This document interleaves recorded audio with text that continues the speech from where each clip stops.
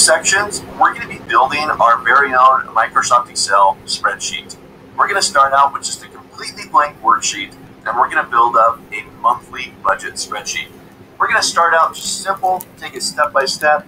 We're going to do things like enter labels, like our column and our row labels. We're going to enter some numeric values in there representing our dollar amounts, our currency values, the hard-earned money that we're spending each and every month on all of our bills. We'll talk about building calculations, so we get things like totals for each month or each bill. I'll talk about some other types of calculations as well. And we're going to do some formatting. We're going to make it look super awesome. But we're going to start from complete scratch. So our first step, we've got to open up a new Excel document, and we're going to start to put some labels or headers into our spreadsheet. So here we go. So I'm back into the Excel interface, and I'm looking at the new section of the Backstage view or of the File tab. So now inside of here, I'm going to go ahead and grab Blank Workbook, and I'll give that a double click. All right, here we are. We've done this once before. We've opened up a new blank Excel document, and here we are. Now, I'm on Office 365. I subscribe to the monthly subscription through Microsoft to get access to the Office applications, Excel, Word, PowerPoint, and so on. Now, occasionally, and I just really want to give you a heads up, if you're also a part of the Office 365 subscription, whether you get that through a personal edition or something through work, Microsoft likes to push out updates. Now, as of this recording, it is February of 2019. This is our current release of Microsoft Excel. Now, when you open it up, your interface might look a little bit different because Microsoft pushes out updates. So nothing big. I've been teaching Excel for years now, and I teach it virtually exactly the same way. I've been teaching it ever since the early editions of Microsoft Excel. 2000, back in 95. Excel's been Excel for years. Of course, Microsoft has introduced new features and whatnot, and we'll get into those new features. And I want to talk about all the bells and whistles that Microsoft adds to additional versions, but it's still underlying, it's still Excel. Now, once again, if you are on the Office 365, you may occasionally, when you first launch up Excel, you may get a yellow bar at the top of your screen saying, hey, Microsoft's got some updates ready for you. Do you want to go ahead and update? And they'll give you a button right there to build an update. Okay, I'm not getting it right now.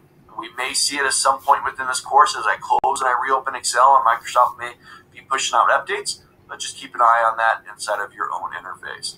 Updates are great. Microsoft is fixing things, creating new features for you. It's huge. So, all right, here we are. So typically we start out inside of cell A1 within our new worksheet, and there inside of A1, what better place to put a title? So I'm going to go ahead and put a title here. I'll call this monthly budget. This is going to be our monthly budget spreadsheet.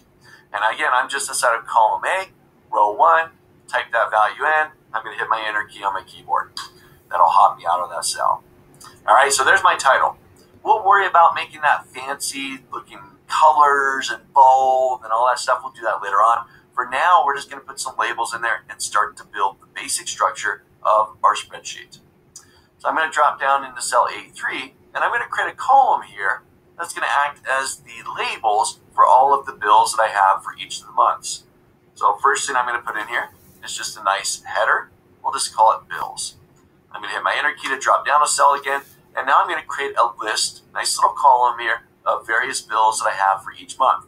Now, you can copy me exactly if you like to. Hopefully you're following along with me. Right? You can copy the exact same stuff if you like.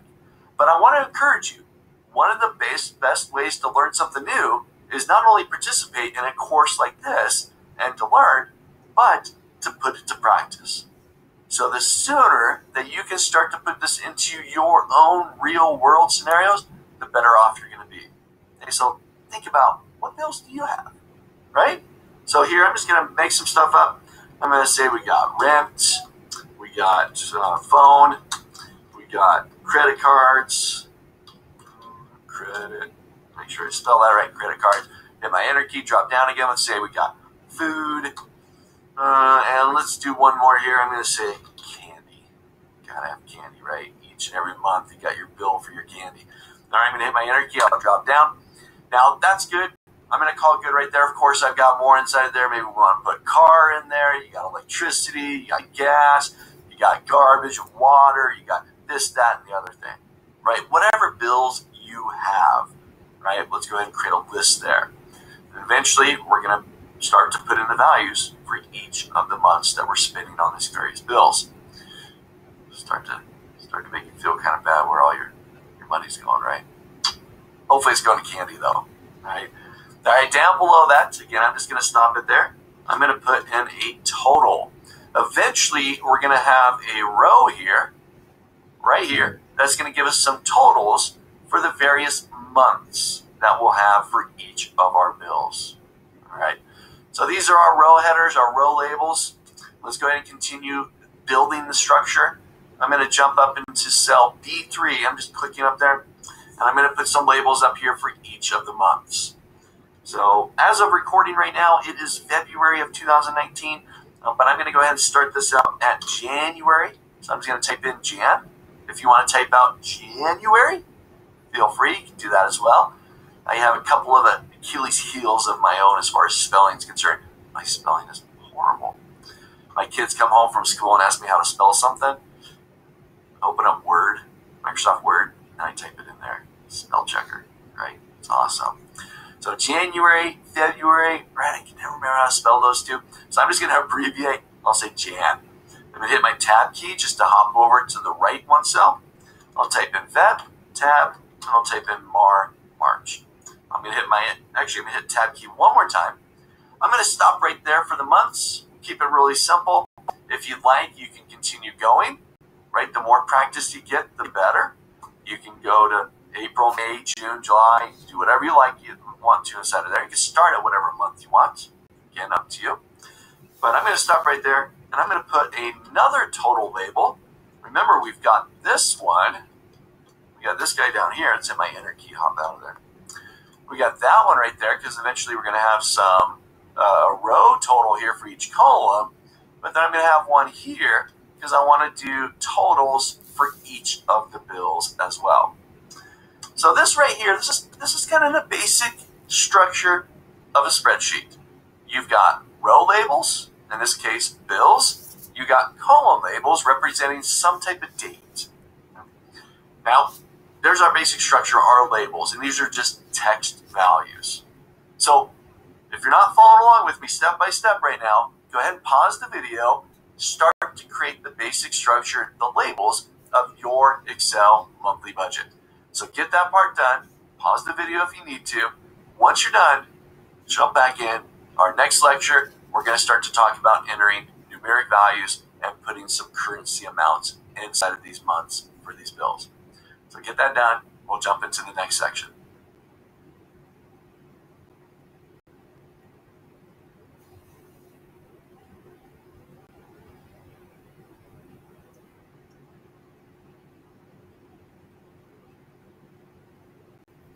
So our next step in creating this Excel spreadsheet is to enter some numeric values, some currency amounts for the amounts that we're spending for each bill across all the months.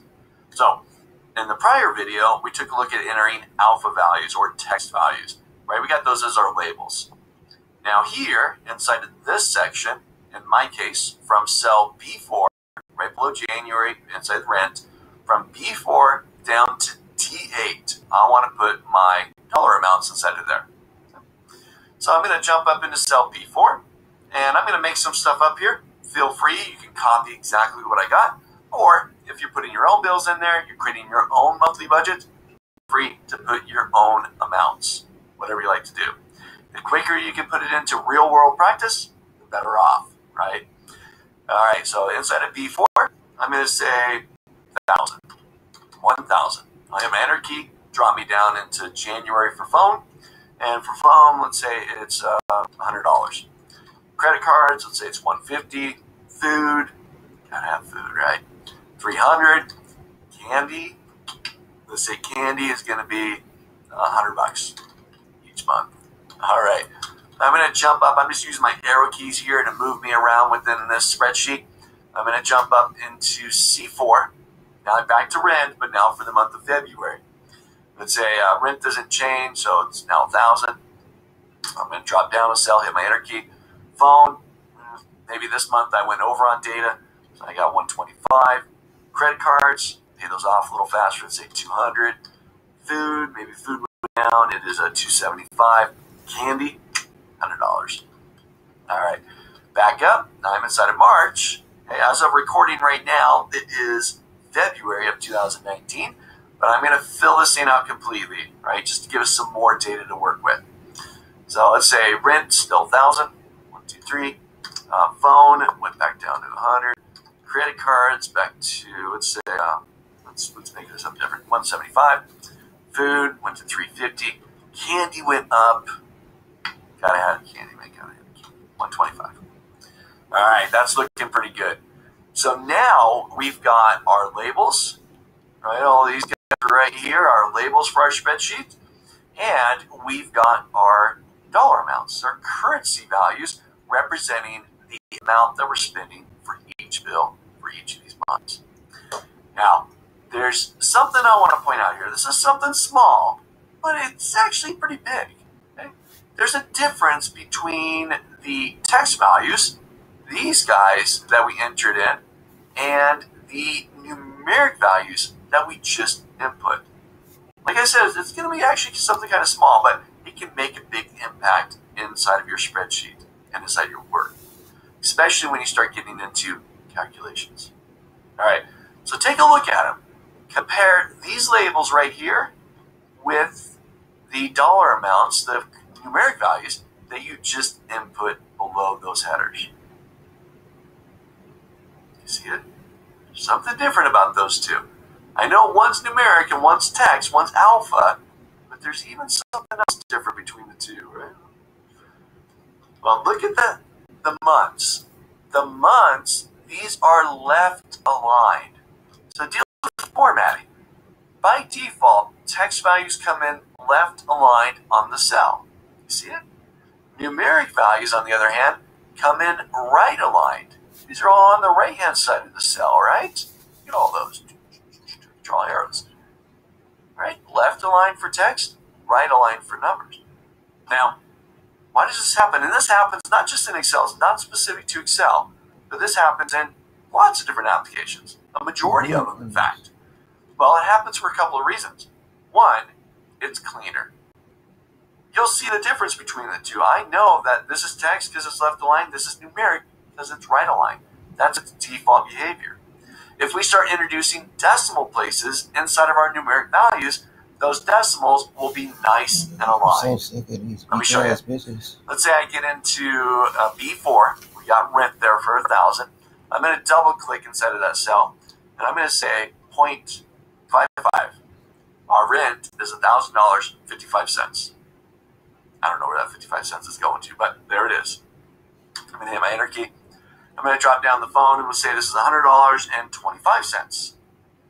My enter key. Now, because the numbers are right aligned, that decimal is nice and clean, right? Nice line going down through our numeric values, nice and clean. If they were left aligned, that would be all over the place. Let me just grab those two cells. I'm going to go to my Home tab. Underneath my Home tab, I've got an alignment section, and I'm going to tell them to be left aligned. And you're going to see our decimal place kind of go like this, kind of do the wave. So let me hit the left align button there. And there's our decimals, still numeric, right? But if we look now, that decimal is no longer straight. It's no longer clean. If I had more decimals, I think it'd be doing the wave all the way down, right? Just want to look very clean. So let me undo that. I'm going to Control Z on my keyboard. Love that undo. Right there, Control Z. Z like zebra. All right, I don't want the decimal, so I'm going to keep hitting Control Z. Let's get back to just 1,000 and 100. All right, so there's one reason. Okay? It's cleaner. It distinguishes itself between that data and the data below. Looks nice and clean. Now, if you ever import data or copy-paste data from some other system, whatever it is, into an Excel document, and you see your numeric values are actually left aligned, so they look like this, all over here on the left-hand side, typically you will then get a little green, let's change my color here to say green.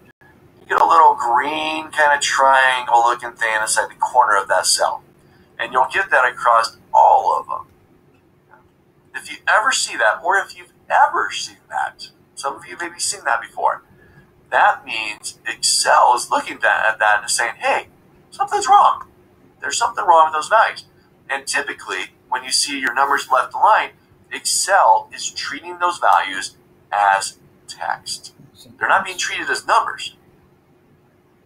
So what can you do? Well, if that happens to you, you can click into one of those cells. You get that little triangle in the corner. You get a little box. And when you click the box, it'll come up with some options. And one of them will be convert to number. You do it right there. And it'll right align them, put them back to where they belong, and you're good to go. All right. So I just want to point that out. Again, it's something small, just a difference between how they're aligned, but it can be a much larger impact. Decimals, nice and aligned, right? We don't want that wave going through our document. And it can potentially screw up some formulas. When you're trying to do mathematical type operators, we don't want to work with text. We want to work with numbers. All right. And if it ever happens to you, it's a quick fix.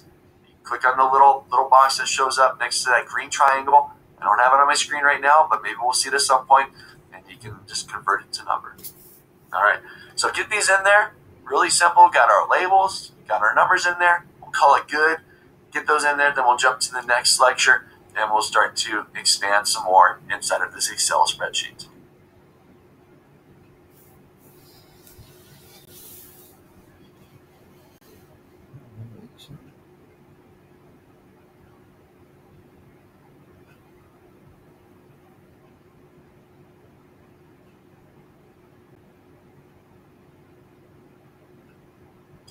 So we've talked about two different types of data that you can input into an Excel document. There's actually a few more. And I want to talk just a little bit about one of the other types of data that you're going to be inputting into an Excel spreadsheet. We've talked about alpha characters. That's our labels, right? Bills. We got our months along the top. We've talked about numeric values. All of these dollar amounts here eventually be formatted as currency that we've now input into our Excel spreadsheet. Now, another type of data that you're going to be working with inside of Excel are dates. So let's talk a little bit about dates. We've got some months. I mean, that's a portion of a date, right? That's a date value, but it's not a complete date, right? Dates, they typically contain three different aspects or three different elements that make up the date. You've got the day of the month, you got the month, and you got the year. So we really got those three pieces. Now, depending on what region you live in, your dates may be formatted a little bit differently. If you do day first, do you do month first? What does your years look like? Right? There's lots of different ways to be able to format dates. But dates typically contain those three pieces of information. Now, let's say for our months here, maybe I'm going to be using this one spreadsheet for multiple years, right? We got 2019, at least as of recording this video. Maybe you're going to go into 2019, 2020, right? Or 2021, or maybe I'm going to do previous year with 2018, or whatever it might be, right? So I want to designate, I want to denote which year this month belongs to. So I'm going to go up into my January, which is B3, and I'm just going to double click into that cell. Double click, enters into that cell, I can now edit it. So I'm going to say January hyphen 2016. That's it right there. I'm going to hit my tab key, hop out of that cell. Oh, wait a minute. Two things just happened there. Do you see that? Let's try it again. Double click into C3 because I'm going to do the same thing for February. So I'm going to say hyphen 2016. Wait a minute. It's not 16 anymore. It's 2000. Man, I'm way off. All right, this should be 19, right? 2019. I'm going to hit my enter key. There we go. What just happened there? there was two little things, right? Let's get back in and fix this one. This one should be 19. Ooh, that's weird. Double click that cell. Now I got 1/1/2016. I want to change that to 19. Get my enter key. We got January 19. What just happened there? Let's do it for March -2019. Catching it?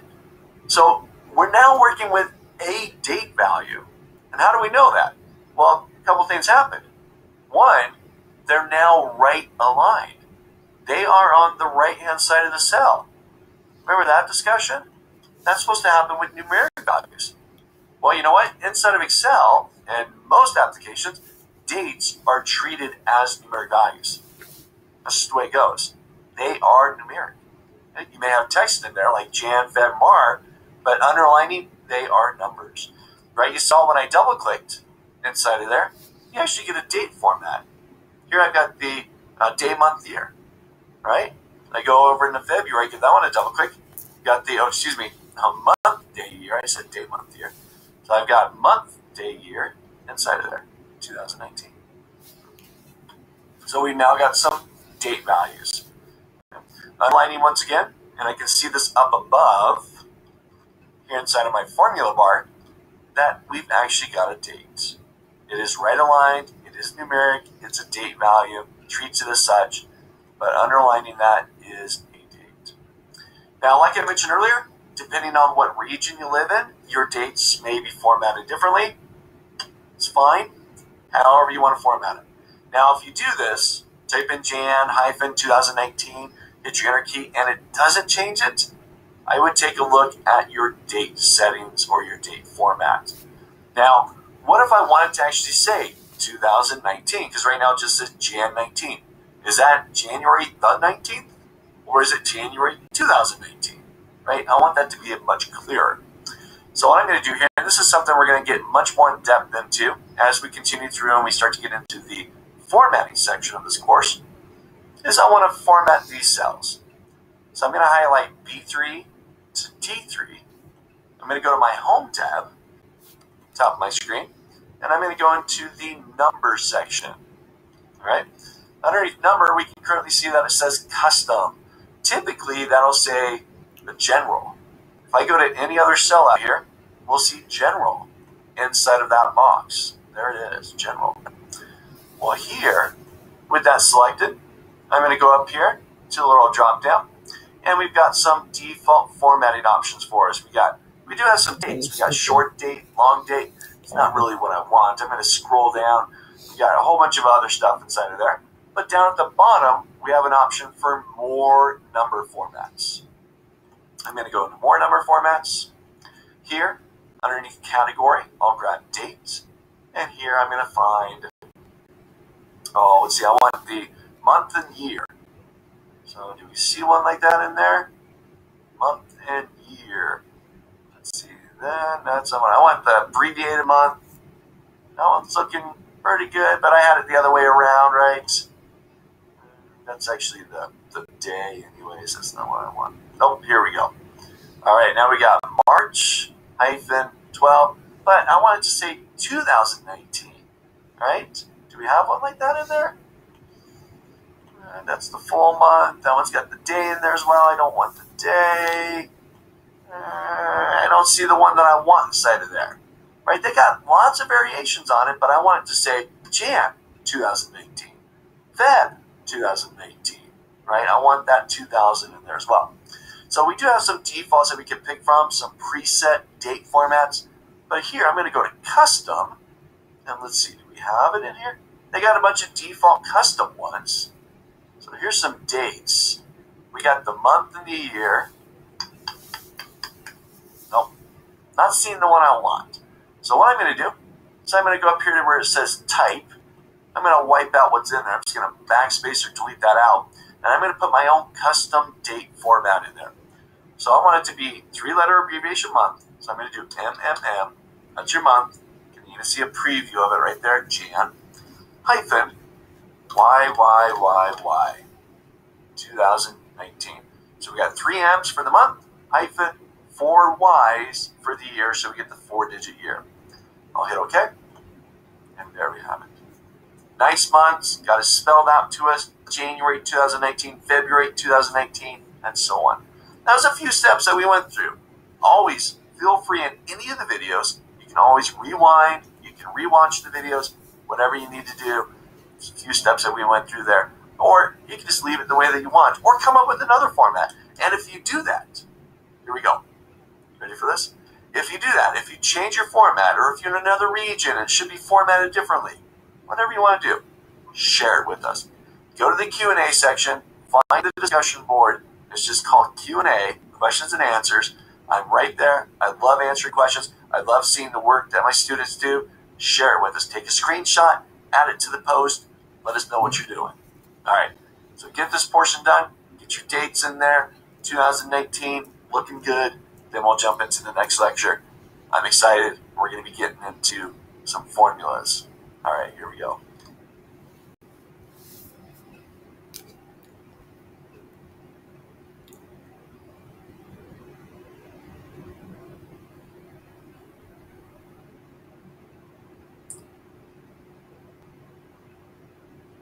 Now, before we get into creating some formulas, there's something that I want to kind of recap. We've talked about it just a little bit and even just kind of in passing, but it's a very, very important concept as far as formulas are concerned. So let's make sure that we've nailed this one down, and I'm going to make it quick because we're going to talk about it again and again, but I want to get this up front, out of the way. That way formulas will go nice and smooth for us. All right, we're going to talk about cell references. The way that you reference a value or a location within your Excel worksheet. Here we go. All right, so we've got our spreadsheet started looking pretty good. Got the basic structure, got labels, got some numeric values in there, got some dates. Looking good. Now I'm going to zoom in just a little bit. If I hold down the control key on my keyboard and use the middle mouse wheel, this will allow me to scroll in. I love that one. You can also use the little scroll bar. Let me move my big fat head out of the way here.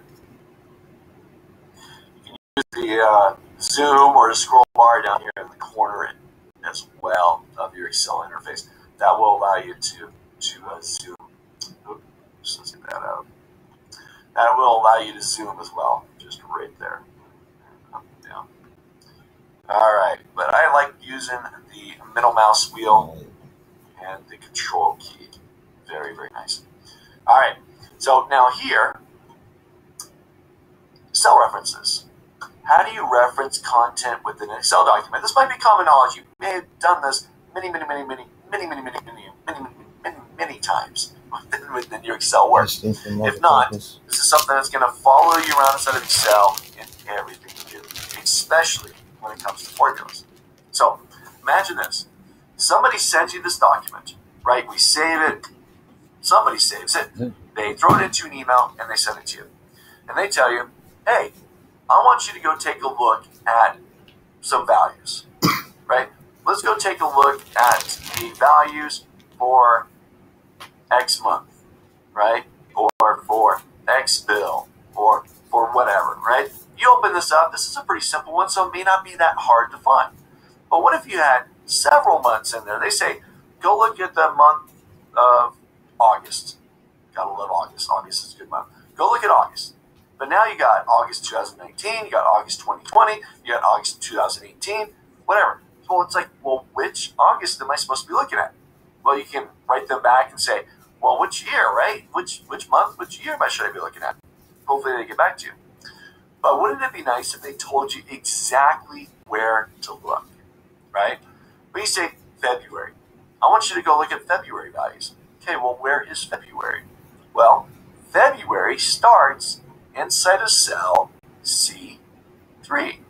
And I can find that right here. I clicked into February. Up here in the top left corner of my screen, I can see C3. There it is. If I click someplace else, let's say I want you to look at January's value for candy. Okay, great. Well, that's inside of cell B8. These are our cell references. Cells, they can be referenced as a standalone cell, a single cell, like we just did. C3, B8, D3, D6, whatever. They can be referenced as a range of cells. I can say I want you to look at all the February values. Well, that goes from C4 to C8. And I'm just left clicking and dragging. Left click C4, drag down to C8. I've now selected that range of cells.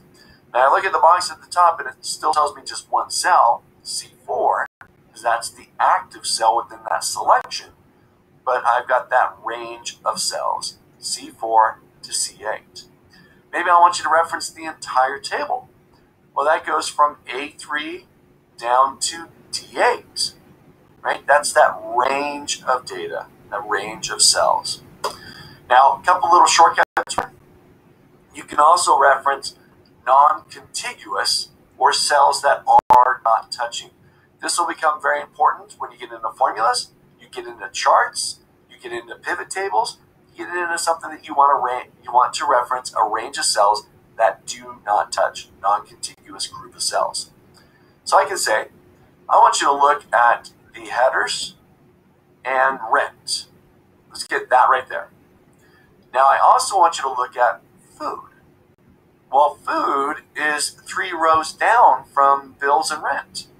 Well, here, I can hold down the control key on my keyboard and I can select food.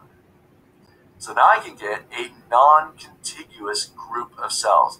Again, this is great if you want to create charts and you don't want to include all of the data. I just want the headers, the months there, and I want rent, and I want food. Don't select it all, just get the data that you need. All right, so this is, again, just really quickly, cell references. You reference cells, you reference the location of these values. Now again, very important for our next section when we get into formulas, because that's what you're going to do, is you're going to reference the data by its cell reference. Get ready for it. But take a moment and spend just a little bit of time and identify where these different values are at. What cell, what column, row address are they located in?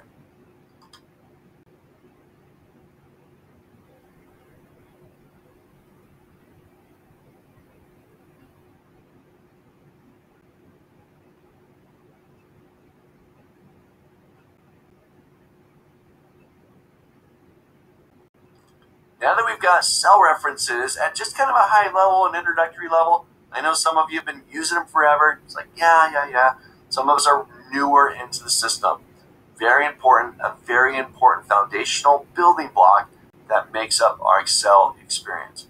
Make sure that that's comfortable. If you got any questions on it, again, jump into the Q&A section, ask your questions there. Right, I'm right there. I love answering questions. I love seeing what everybody is learning.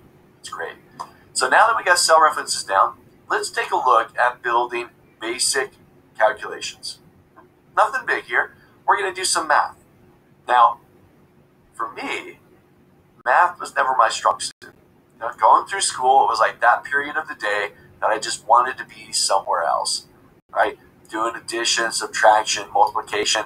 When I got into algebra and whatnot, then my mind just exploded. What is going on here?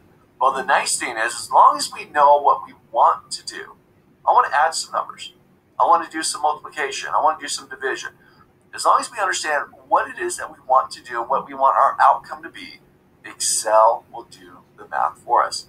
It's like a calculator on steroids. It can do so much for us. Now we're going to start out with the basic building block once again.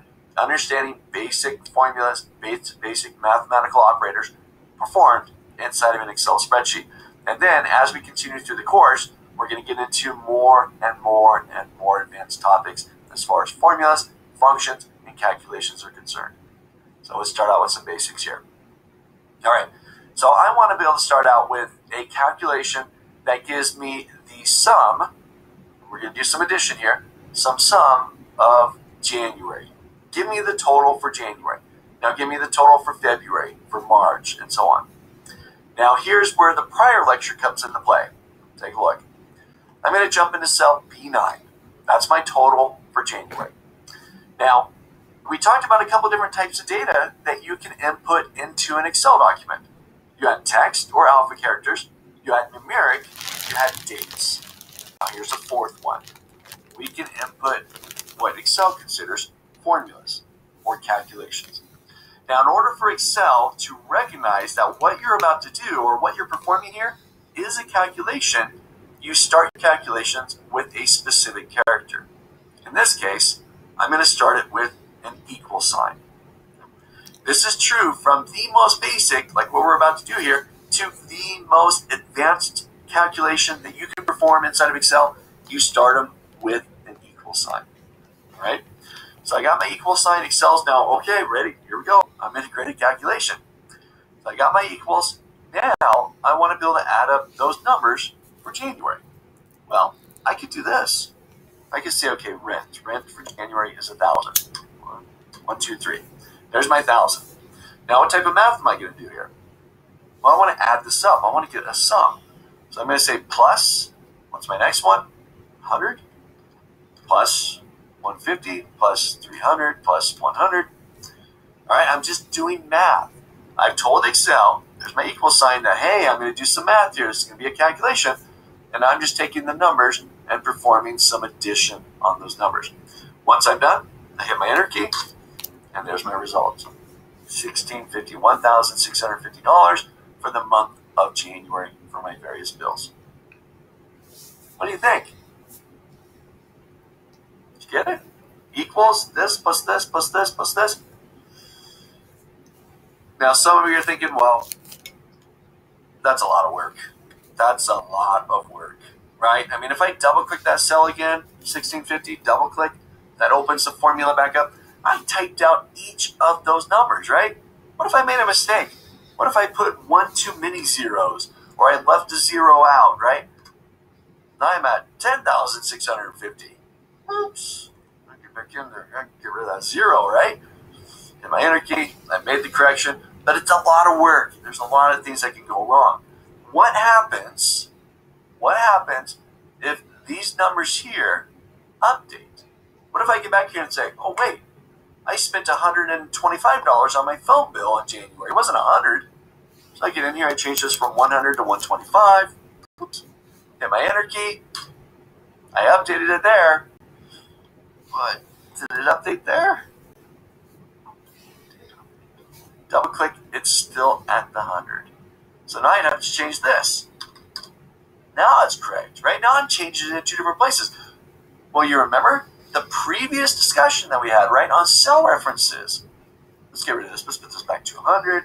Let's get rid of this. This is crazy. I'm just going to delete that. Crazy. We could do it that way. Definitely. You just saw it, right? Equals this value plus this value plus this value. We could do that. Or, all right, back to B9. Start our formula. We're going to inform Excel that we're creating a calculation. Equals. Put our equal sign in there. Now I'm going to use the cell references. So the first one, we're in the B column, 1,000, it's in B4. So I'm going to say B4 plus B5 plus B6. Now, ever since the 2000 edition of Excel, we've got some nice color coding going on here. Very, very slick. Something small, but very helpful. Plus B7 plus B8. Now I'm just referencing cells, right? B4, take the value of what is location B4, cell address B4, and add that to B5. Then add that to B6. Once you're done, hit your enter key. There's our answer, 1650. Now if one of them updates, we go for, oh no, it's 125. 125 for phone for January, hit my enter key, keep an eye down here, hit my enter key, and I've now updated the formula. All because I'm using cell references instead of the literal values. What do you think? Pretty slick, right? And all I'm doing is just some math here. I'm doing some addition. You can do whatever type of math. You can do your subtraction, your multiplication, your division, whatever it is, right? Now I want you to take a moment. Take a moment. I want you to complete the rest of them. Get some practice in here, right? Jump over to C9, add that up. Jump over to D9, add up March. Then I want you to hop up to the E column, create a formula. You started with what character? Equals. And then we're just going to use the cell references. So in this case, it's going to be B4, which is my 1,000 rent for January, plus C4, which is for the month of February, plus D4. So now I've got my three values there for rent. I have my enter key, and I'm just doing some addition, some simple math here. So try this out, complete that, get a feel for it. I'm going to take it even a step further. I know some of you are waiting for some other methods on how to complete this, because this is still pretty intensive, right? We've only got 4 or 5 records there. What if you had hundreds or thousands of records? I definitely don't want to do it that way. No way, right? I'm not typing out each and every cell reference. Crazy, right?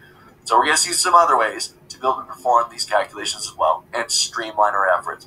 But for now, again, we're building that foundation. We're getting each and every little step in there so that we know exactly what's going on inside of Excel.